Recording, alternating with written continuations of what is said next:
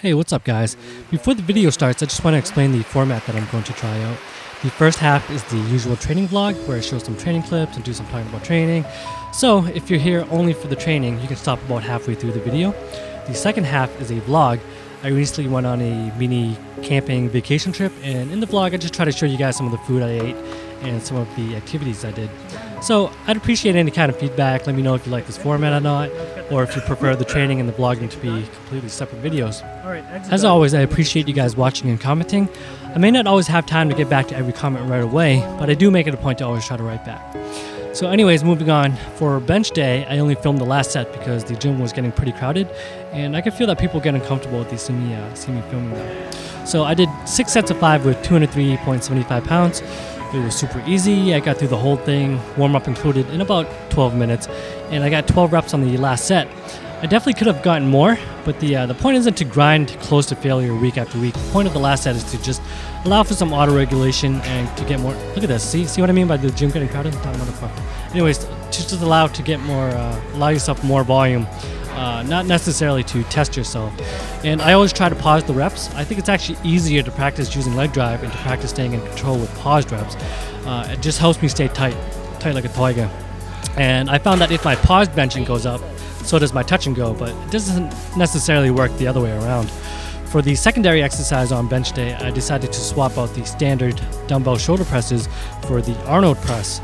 And the reason for that is that it has a longer range of motion. And if you take a look at the elbows, how they start low and in front of the torso at the bottom portion of the lift, and then how they flare out to the side as they go through the concentric portion, you can see that it's actually pretty similar to the OHP. So I think it has more relevance. I think it'll have more carryover. So for the OHP, I did 6 sets of 5 with 112.5 pounds. If you notice me doing anything weird with my head in these clips, it's because I was actually trying to fix an imbalance. In previous videos, you may have noticed that my head tilts to the side a bit. And I was trying to fix that by super compensating and tilting my head to the other side. But then the problem was I forgot which side my head naturally tilts towards. So it looks like I'm tilting my head to the left side, which may be the side that I tilt towards naturally anyway. So in the end, I think I just made the problem worse. In between sets, just to make my time more productive while resting, I've been doing some stretches that my PT just prescribed to me. They're all mostly aimed at stretching the piriformis, so that was a pretty good one. This is the 4th set, and it might be the angle, but my head seems to be a bit more straight here. This is another stretch, my favorite one, as I find it to be the most effective. And I'll go over these stretches in more detail in another video.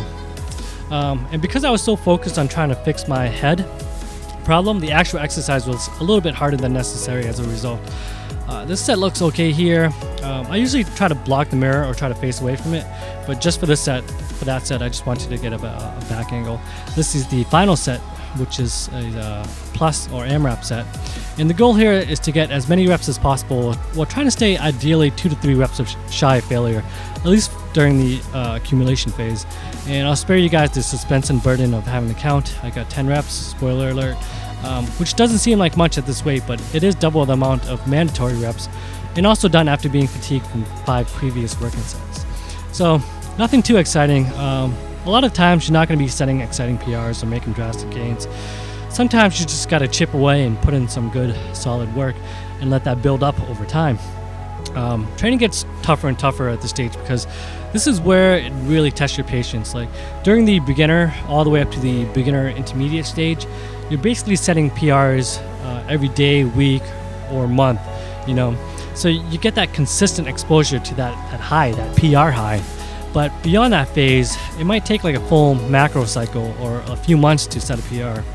And I see a lot of people like try to chase that PR high all the time, and they just end up stalling and feeling demotivated, and they feel like they're getting nowhere, and they're just beating themselves up mentally and physically. They make no progress, and then they complain about achy joints and feeling depressed. So it's kind of like the worst of everything.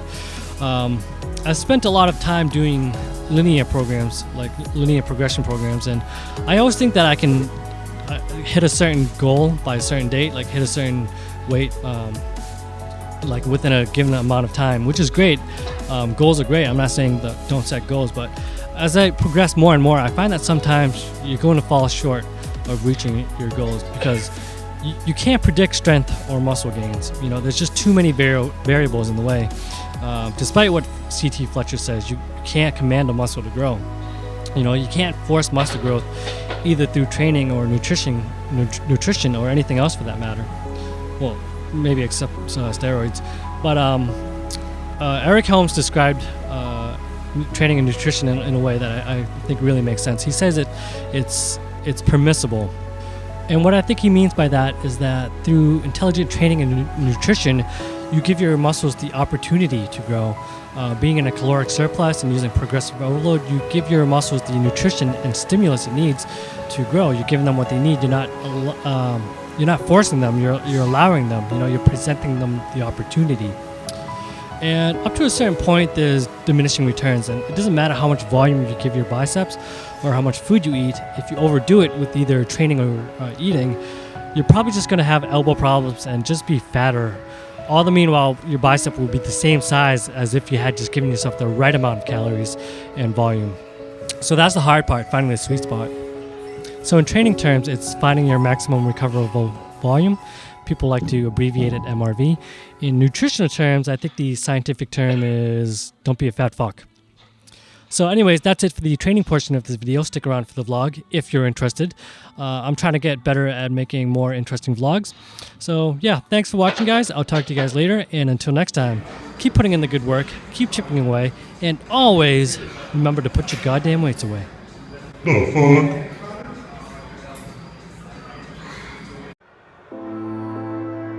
Alright, gonna try to make a fire here. I really suck at making fires, so I always go the wimpy route and use these fire sticks. And here's the campsite. Alright, I definitely got something going on here. I'm gonna boil up some water for the coffee, and we got a frying pan here. Spray it with olive oil. We got some chives. Let's start the shop. Got this meatless chorizo here. Got some eggs and some goat cheese. Oh yeah, and salmon and some bread. Eggs. Probably need about 4 eggs. I think 4 is enough. I think so. Once you mix it up, you'll see. It's crazy hot. Alright.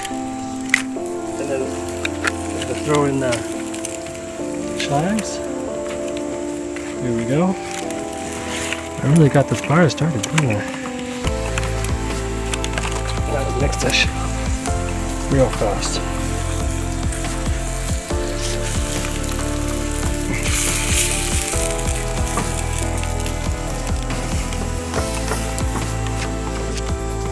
Alright, check out these eggs.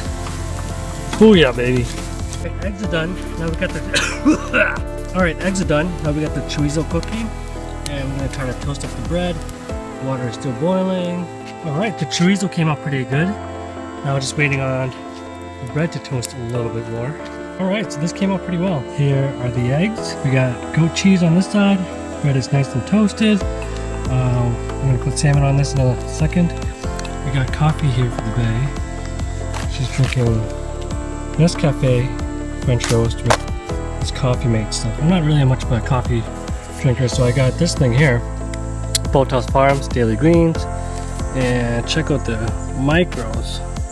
So kind of a cheating way to get my veggies in while I'm on vacation. Got fruit for afterwards. Here's the salmon. Alright, here's the end product. And I gotta say, this is pretty goddamn gourmet. So the chorizo's pretty spicy. It's good, it's got a good kick to it. This thing's a little bit weird tasting, but not too bad. And the sandwich is excellent. Uh-oh. I got back in the case.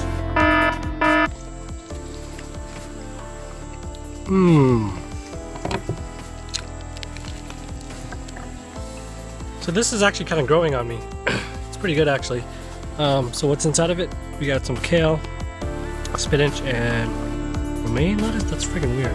Cucumber, celery, and lemon. So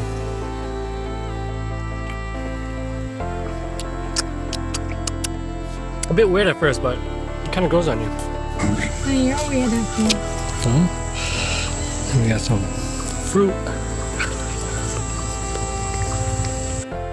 Strawberries, blueberries. I'm not a big fan of, what's that, cantaloupe? Pineapple's good. Alright, there's something you guys should know about me. I am a pool god. Fuck!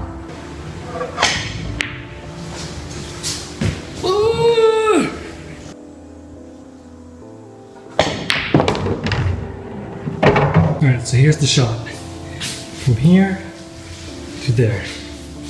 See the way that's laid out? Here we go. Pool god in action. This game cost me 75 cents to play. So I better get this in. What's up? Booyah!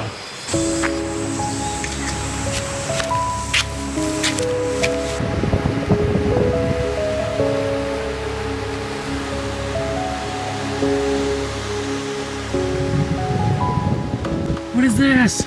Dangerous currents? Shark advisory? Oh, goddamn Mother Nature. Look at this goddamn hill I have to climb just to get off the beach. I'm on vacation, I'm not here to do cardio. Look at that shit. I'm out of breath. Damn, I'm bad.